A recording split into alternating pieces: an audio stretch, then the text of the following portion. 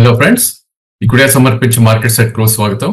ఇక last week truncated week తర్వాత ఈ వారం కూడా మనం ఒక ట్రంకేటెడ్ వీక్ లోకి ఎంటర్ అయ్యాం. ఎందుకంటే ఎల్లుండి అంటే 20th రోజు ఏదైతే ఉందో మహారాష్ట్ర ఎలక్షన్స్ కారణంగా మనకి మార్కెట్స్ హాలిడే తీసుకోవడం చూస్తున్నాం. సో బేర్స్ వాళ్ళ పట్టును చాలా గట్టిగా కొనసాగించాలని చెప్పొచ్చు. ఇన్ఫాక్ట్ ఈ రోజు మనకి మార్కెట్ ఒక 70-80 పాయింట్స్ గ్యాప్ అప్ ఓపెన్ అయినప్పటికీ అదే హై ఉంది అండ్ డే మొత్తం కూడా బేర్స్ టోటల్ కంట్రోల్ ఉంది అని చెప్పొచ్చు. సో ఈరోజు 23,541 ఏదైతే 20-day moving average 200-day moving average ఉందో దాని కింద మనం క్లోజ్ అవుతాం చూసాం. సో ఎప్పుడైతే 200-day మూవింగ్ యావరేజ్ కింద క్లోజ్ అవుతుంటే లాంగ్ టర్మ్ ప్లేయర్స్ ఎవరైతే ఉంటారో వాళ్ళు కొంచెం పక్కకుండే ప్రయత్నమే చేస్తారు, అంటే ఫ్రెష్ బయింగ్ అనేది చేసే ప్రయత్నం చేయరు. సో ఈ స్టేజ్ లో ప్రాబ్లీ మార్కెట్ కన్సాలిడేషన్ వెళ్ళే ఛాన్సెస్ మనకు కనిపిస్తుంది.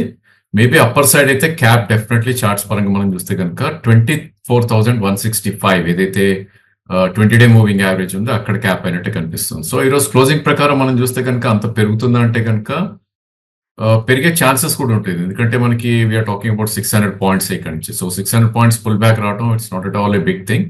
ఎందుకంటే మార్కెట్ మనం చూస్తున్నాం 26,277 నుంచి 23,277 అంటే ఆల్మోస్ట్ ఇవాళ లోతో చూస్తే కనుక క్లోజ్ టు 3,000 పాయింట్స్ కూడా పడుతుంది విషయం. సో మేబీ 3,000 పాయింట్స్ మీద ఒక 20% రిట్రేస్ అనుకున్నా కూడా ఒక 600-700 పాయింట్స్ అయితే పుల్ బ్యాక్ వచ్చే ఛాన్స్ ఉంది. బట్ అది ఎప్పుడు వస్తుంది అంటే కనుక ఫ్రైడే హై ఏదైతే ఉందో 23,675 దానిపైన క్లోజ్ అవుతేనే మేబీ ఇంకొక 400-500 పాయింట్స్ పైకి వెళ్ళే ఛాన్సెస్ కనిపిస్తుంది. అదర్వైజ్ ఇప్పుడు టోటలీ బేర్ గ్రిప్ లోనే ఉంది. దో మనకి లోస్ నుంచి ఒక 110 పాయింట్స్ పెరిగినప్పటికీ first thing 200-day moving average కింద క్లోజ్ అయ్యాం and second thing follow on buying అనేది మార్కెట్ లో మనకు కనపట్లేదు.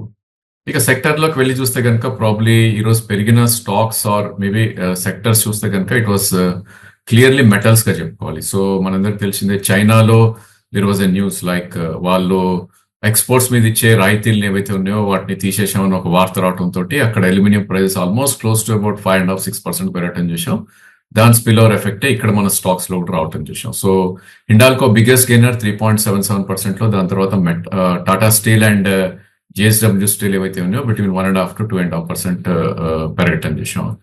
ఇక ఆటో సెక్టర్ లో కొన్ని stocks they have let the Nifty green అని చెప్పొచ్చు. ఎస్పెషలీ టూ వీలర్ స్పేస్ లో like hero motor about 2.8% high పెరగటం చూసాం.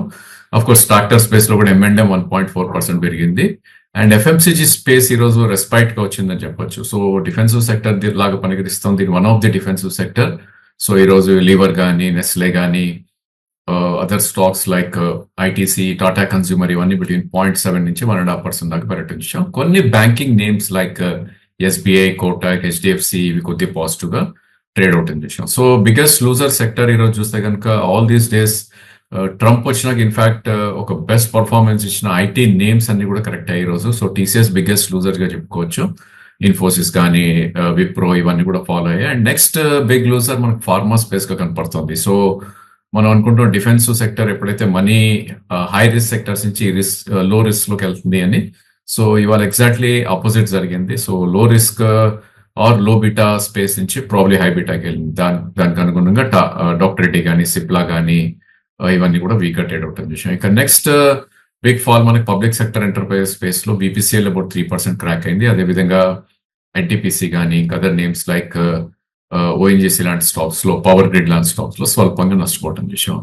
ఇక బ్యాంక్ నిఫ్టీ విషయానికి వస్తే కనుక అవుట్ పర్ఫార్మెన్స్ కొనసాగుతుందని చెప్పొచ్చు. మనం లాస్ట్ వీక్ కూడా అనుకున్నాం ఏదైతే 200-day మూవింగ్ యావరేజ్ రెస్పెక్ట్ చేయడం చూసాం. ఇన్ఫాక్ట్ లాస్ట్ వీక్ 49,939 లో అని చెప్పుకోవాలి మనం.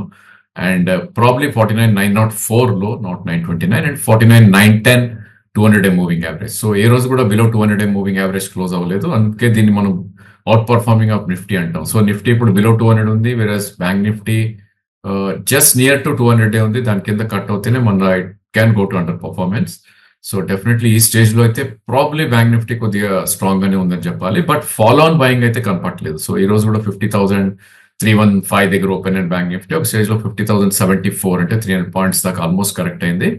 బట్ బుల్స్ బ్యాక్ వచ్చి ఆ స్టాక్ బ్యాంక్ నిఫ్టీని ఎక్కడైతే ఓపెన్ అయిందో ఆల్మోస్ట్ అక్కడే క్లోజ్ చేశారని చెప్పొచ్చు. సో ఒక డోజీ కైండ్ ఆఫ్ ఫార్మేషన్, దీన్ని బట్టి అన్సర్టనిటీ అనేది కొద్దిగా ఉండే ఛాన్సెస్ ఉంటుంది. మేబీ కొద్దిగా కన్సాలిడేషన్ అయ్యే ఛాన్స్ ఉంటుంది.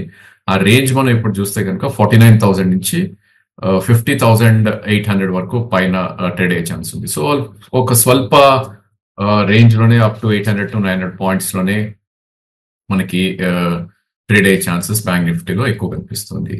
ఇక F&O సెగ్మెంట్ లోకి మనం వెళ్ళి చూస్తే కనుక ఇన్ఫాక్ట్ స్టాక్స్ మనం చూస్తే కనుక బ్యాంక్ నిఫ్టీ స్టాక్స్ లో ఇందాకే అనుకున్న కొన్ని నేమ్స్ తో పాటు ఇవాళ బిగ్గెస్ట్ గెయినర్ గా మనం చూస్తే కనుక ఐడిఎఫ్సి ఫస్ట్ నిలబడింది 3.3% పెరగటం చేసాం. దాని తర్వాత federal bank, state bank, PNB ఇవన్నీ కూడా అబోవ్ 1% పెరగటం చేసాం.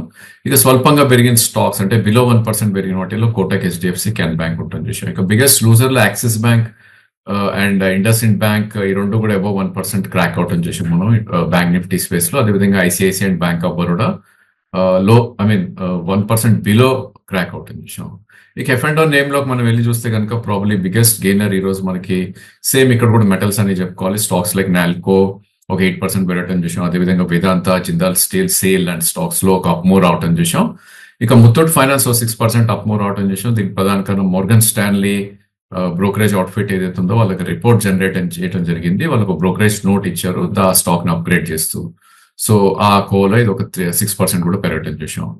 ఇక other names banking and financial లో కొన్ని names maybe pull back rally అనొచ్చు. బిగ్ మూవ్స్ అయితే ఎక్కడ కనపడలేదు మనకి.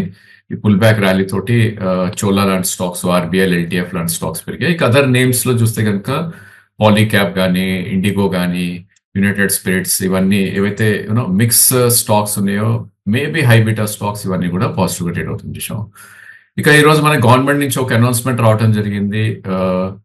మేబీ గ్యాస్ కంపెనీస్ కి ఏదైతే ఉందో ఎస్పెషల్లీ గ్యాస్ డిస్ట్రిబ్యూషన్ కంపెనీస్ కి వాళ్ళ గ్యాస్ సప్లై అనేది ఒక 20% కట్ చేయడం గవర్నమెంట్ అనౌన్స్ చేయడం తోటి గ్యాస్ డిస్ట్రిబ్యూషన్ కంపెనీస్ అన్ని కూడా ఒక బిగ్ సెల్ ఆఫ్ కి లోన్ అయ్యాయి మనకి. సో ఆ నేమ్స్ మనం చూస్తే కనుక ఐజిఎల్ ఒక ఆల్మోస్ట్ 20% క్రాక్ అయింది. ఒక స్టేజ్ లో 22-23% దాకా కూడా పెట్టడం చూసాం. Similarly Mahanagar gas almost about 22-23% crack అయినాక 14% డౌన్ లో క్లోజ్ అవటం చేసాం. గుజరాత్ గ్యాస్ అబౌట్ 7% కట్ రావటం చేసాం స్టాక్స్ లో. అండ్ మనకి front line stock or Nifty space లో ఏవైతే అండర్ పర్ఫార్మ్ చేసాయో F&O స్పేస్ లో కూడా అవే మనకి అండర్ పర్ఫార్మ్ అవటం చేసాం. Stocks like private mid cap IT names ఏవైతే ఉన్నాయో ప్రాబ్లీ ఎంఫోసిస్ బిఎఫ్ఎల్ కానీ, ఎల్టీఐ మైంట్రీ కానీ, లేదంటే బిఎఫ్ సాఫ్ట్ కానీ అండ్ అదర్ నేమ్స్ లైక్ నౌకరీ ఇవన్నీ కూడా కొద్దిగా వీక్ గా ట్రేడ్ అవటం చూసాం. అండ్ ఫార్మాలో గ్లెన్మార్క్ అండ్ గ్రాన్యూల్స్ కొద్దిగా వీక్ గా ట్రేడ్ అవటం చూసాం. ఇక బయోకాన్ కూడా నెగటివ్ గా ట్రేడ్ అయింది. ఇంకా అదర్ నేమ్స్ ఏవైతే ఉన్నాయో హెచ్డిఎఫ్సి ఏఎంసీ కానీ, స్పెషాలిటీ కెమికల్స్ లో ఎస్ఆర్ఎఫ్ కానీ, దీపక్ నైట్రేట్ లాంటి స్టాక్స్ అండ్ రియాలిటీలో ఒబ్రా అండ్ డిఎల్ఎఫ్ లాంటి స్టాక్స్ కొద్దిగా వీక్ గా ట్రేడ్ అవటం చూసాం.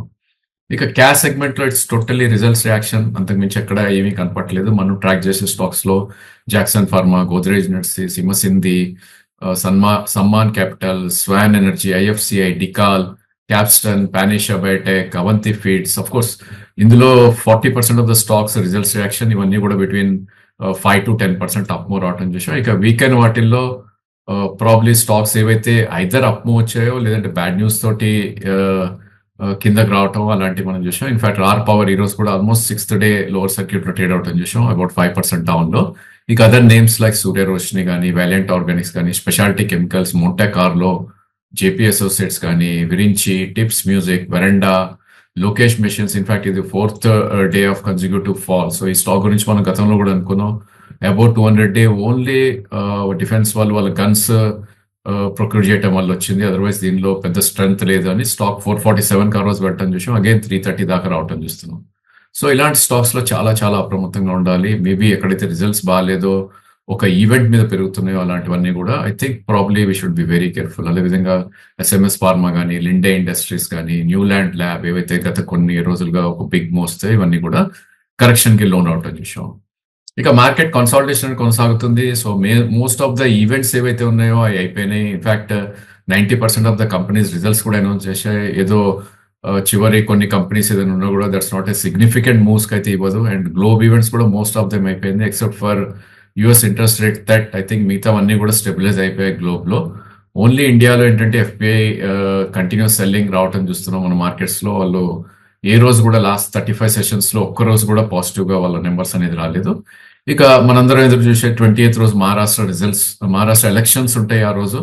సో దాని తర్వాత 2 days అంటే థర్స్డే అండ్ ఫ్రైడే కూడా రిజల్ట్స్ ఏవైతే రియాక్షన్ ఉంటుందో ప్రాబ్లీ మనకి ఎగ్జిట్ పోల్ రిజల్ట్స్ ఏవైతే ఉంటాయో దాన్ని బట్టి మార్కెట్ కూడా రియాక్ట్ అవుతుంటుంది. సో చాలా చాలా అప్రమత్తంగా ఉండాల్సిన టైం. ఎస్పెషల్లీ నిఫ్టీ ఎప్పుడైతే 200 డే మూవింగ్ యావరేజ్ కింద క్లోజ్ అయిందో ఐ థింక్ అదొక డైర్ సీక్వెన్స్ ని షార్ట్ టర్మ్ లో ఐ థింక్ చూపిస్తా ప్రయత్నం చేస్తుంది కాబట్టి ఒక కన్సాలిడేషన్ అయ్యి స్ట్రెంత్ వచ్చే వరకు ట్రేడింగ్ అవాయిడ్ చేయడం ఇట్స్ ఎ గుడ్ ఐడియా. ఒకవేళ మనం ట్రేడ్ చేయాలంటే స్ట్రిక్ట్ స్టాప్ లాస్ తోటి probably one should try to trade on dips అని చెప్పొచ్చు. అట్లా అని అన్ని స్టాక్స్ నెగటివ్ గా లేవు. కొన్ని స్టాక్స్ మనం ట్రాక్ చేసేవి స్టాక్స్ లైక్ నవా కానీ దీపక్ ఫర్టిలైజర్స్ కానీ ప్రాబ్లీ ఇన్ఫాక్ట్ లారస్ లాంటి స్టాక్స్ లో ఒక బిగ్ సెల్ ఆఫ్ వచ్చినప్పుడు వాటిల్లో తక్కువ పర్సెంట్ చూస్తున్నాం అండ్ మార్కెట్ పుల్ బ్యాక్ వచ్చినప్పుడు అవి చాలా షార్ప్ గా బౌన్స్ అవడం చూస్తున్నాం. మేబీ అలాంటి స్టాక్స్ చూస్ చేసుకుని ట్రేడింగ్ కి for the next couple of weeks ఉంచుకుంటే కనుక దట్స్ ఎ గుడ్ ఐడియా అని మా ఉద్దేశం. So that's all for today. Thank you for watching the video.